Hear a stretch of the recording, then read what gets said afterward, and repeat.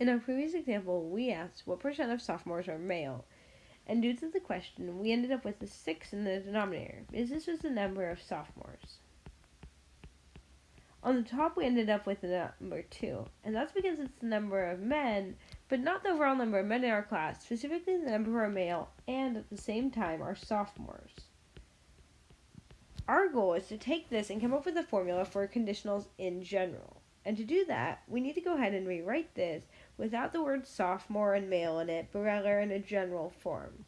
So, when we did this, we asked once again, what is the probability a sophomore is male? Another way of writing this is out of the sophomores, what percent are male? What I'm going to do now is I'm going to go ahead and I'm going to highlight all of the things that refer to sophomores in green. So right here and right here. This is a category we've narrowed down to, right? Sophomores is the number that went on the bottom. I'm going to call this A.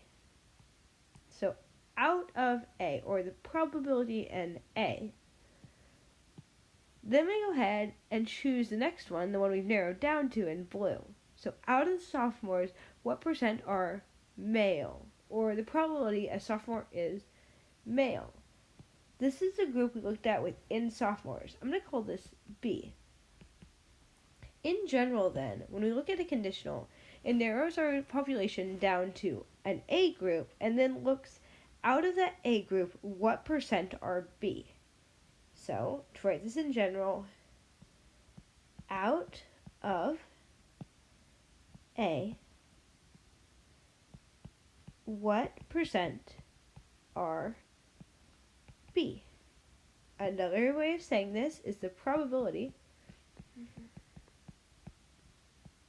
and A is B. Now that we've gotten this written in general form, we're going to go ahead and come up with our formula for it. To do this, we look back at our original example here and notice we had a 6 on the bottom. We had a 6 on the bottom because it was the number of sophomores, or specifically now, the number in A. On the top, we had 2, and that's because the number 2 was the number who were A and B.